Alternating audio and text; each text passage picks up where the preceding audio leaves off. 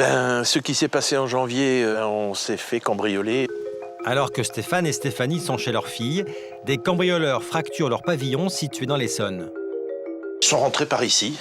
Avec un tournevis, ils ont décollé ce petit linteau. Et puis avec un crochet, ils ont soulevé la fermeture derrière. Et puis derrière, ils ont cassé la fenêtre. C'est Stéphanie qui découvre que la maison a été visitée.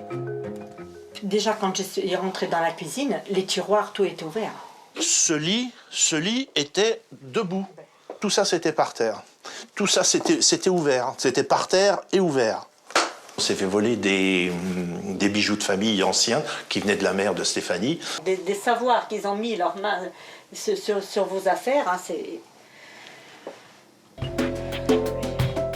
Loi des séries ou du hasard, à peine 15 jours plus tard, nouveau cambriolage.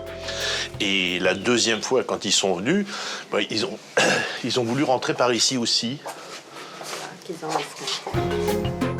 Cette fois-ci, les voleurs repartent avec l'écran plasma, le matériel Hi-Fi et surtout la voiture neuve du couple. Sur la voiture, sur la télé, oui, on va s'en racheter une autre. Mais ce qu'on ne retrouvera pas, c'est la valeur affective sur les bijoux qu'on avait, c'est tout, quoi. On n'a pas envie que ça recommence. Voilà. Des cambriolages comme ceux qu'ont subis ce couple, il y en a eu 200 000 en 2010. C'est 12% de plus que l'année précédente. Pour se protéger de ces délits, il y a des outils technologiques destinés à décourager le cambrioleur. Plus il y a d'obstacles, et moins il aura envie de venir dans cette maison. Il passera éventuellement dans une autre qui est moins protégée. Alarme, détection de mouvement, télésurveillance. Quelle est la meilleure méthode pour protéger sa maison pendant son absence? Christophe Bonhomme est installateur d'équipements de sécurité. Il nous décrypte face à un pavillon toutes les failles qu'utilisent les voleurs. Un point très très dangereux de cette maison, par exemple, c'est cette serrure. Avec deux outils qui sont une pince et un tournevis, vous ouvrez cette serrure sans faire de bruit et en secondes, en quelques secondes. Certains objets du quotidien peuvent paraître inoffensifs, et pourtant. Dans le jardin, tout ce qui est pelle, tout ce qui est pioche, tout ce qui est bêche, bien évidemment, vous les rangez correctement. Des choses qui permettent normalement la législation de monter, mais ça peut être aussi un accès pour le cambrioleur, grimper directement sur la terrasse. Théoriquement, il faut éviter absolument de mettre ce genre d'accessoires qui facilitent en fin de compte l'accès au cambrioleur. Pour se protéger des intrusions, il y a des astuces simples. Donc souvent, dans les petites fenêtres type salle de bain ou autre, on met des barreaux, donc une solution radicale. Le mieux, selon ce professionnel, c'est encore d'être prévenu avant même que le cambrioleur ne pénètre dans la maison. Là, un exemple, le cambrioleur passe au-dessus de la barrière très facilement, en quelques secondes.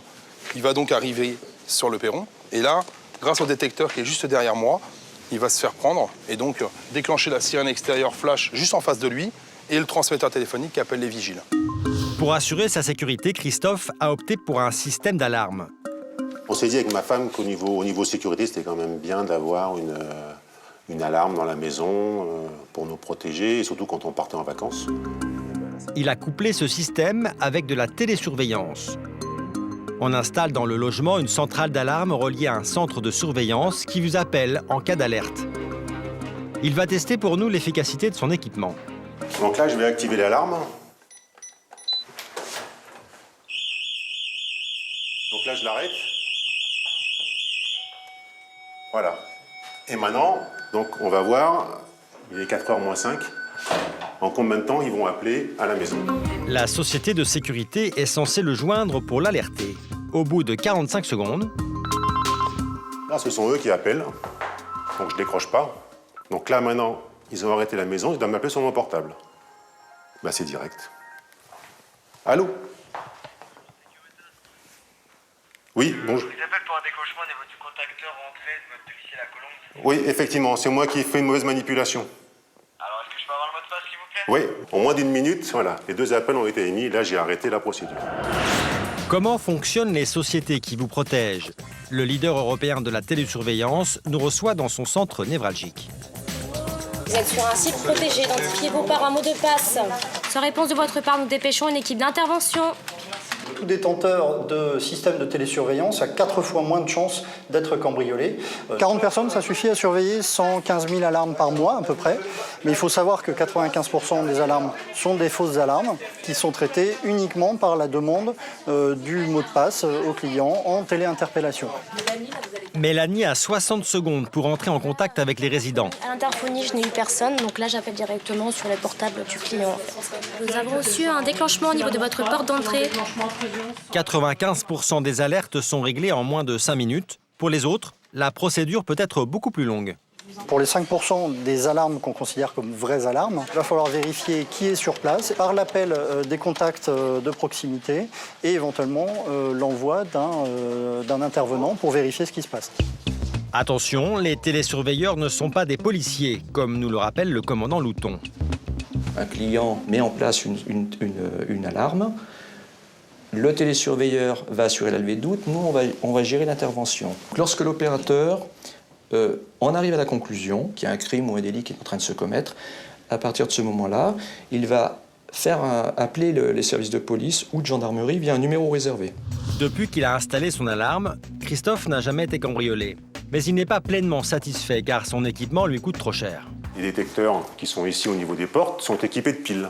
Bon, ces piles, on peut les changer nous-mêmes. Ah non, on n'a pas le droit. C'est la société qui doit venir pour changer ces piles. Coût de l'opération, 66 € pour changer 12 ou 15 piles. Autre dépense imprévue, l'augmentation annuelle de l'abonnement. Là, typiquement, cette année, plus 4,5%.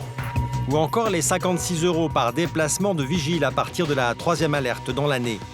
Pour ceux que les frais d'alarme rebutent, d'autres types de précautions existent.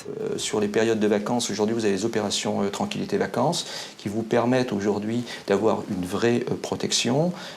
C'est celle de contacter votre commissariat, de leur signaler que vous vous absentez, d'avoir des visites aléatoires dans l'environnement de votre maison. C'est assez dissuasif. Vous avez également la relation avec le voisinage. Le voisinage, c'est au moins aussi important qu'une alarme. On est là vraiment dans la prévention. Christophe, lui, envisage une autre solution. J'irai dans une grande surface, acheter un système que je poserai moi-même. À mon avis, c'est pas sorcier, c'est bien expliqué. Il y a des gens qui l'ont déjà fait, voilà. Et je me ferai ma propre télésurveillance sans coût annexe. S'équiper sans l'aide d'un professionnel, est-ce vraiment si simple? Il suffit juste d'être muni d'un escabeau ou une échelle, d'un tournevis. Vous pouvez mettre à peu près 2h30, installation et pause compris. À partir de 500 €, on peut déjà être bien équipé sur une gamme presque professionnelle. On peut ajouter une puce dans la centrale avec un abonnement d'environ 6 € par mois en cas d'alerte. Le transmetteur vous appelle, soit sur votre téléphone, soit sur un téléphone portable ou un fixe, au choix. Vous pouvez monter jusqu'à 4 numéros. Attention, ce type d'installation est tout de même moins complet que la prestation des opérateurs professionnels. Reste aussi la solution mini-budget, la fausse télésurveillance. Donc c'est la caméra factice, vous pouvez l'orienter vraiment où vous voulez. Au moindre passage de la personne, vous avez un petit radar qui va passer à l'intérieur, qui va vous déclencher une petite lumière rouge, comme si ça filmait et que vous étiez repéré, comme une alarme de voiture, un peu avec le petit flash rouge. On peut aussi coupler un équipement professionnel et son propre système de télésurveillance. C'est le choix qu'a fait Anne pour sécuriser son rez-de-jardin. Elle n'a pas souhaité que l'on filme son visage. Vous avez l'exemple d'un smartphone et qui vous permet, si vous voulez, d'avoir la vision en direct de la terrasse, que ce soit à 2 km de chez elle ou à 2000 km. Habitant au rez-de-chaussée, c'est quand même potentiellement dangereux. Je pense que c'est sécurisant. Si quelqu'un se présente dans le jardin, voilà, hop, la petite photo ici vient d'être prise. Notez que les caméras sont réservées aux espaces privés. Ça permet de le donner aux forces de l'ordre quand ils arrivent pour qu'ils puissent identifier la personne. Si un jardin qui est sous alarme et l'autre non, ils vont prendre celui d'à côté. En s'auto-télésurveillant, Anne pourra regarder paisiblement son jardin depuis son lieu de vacances.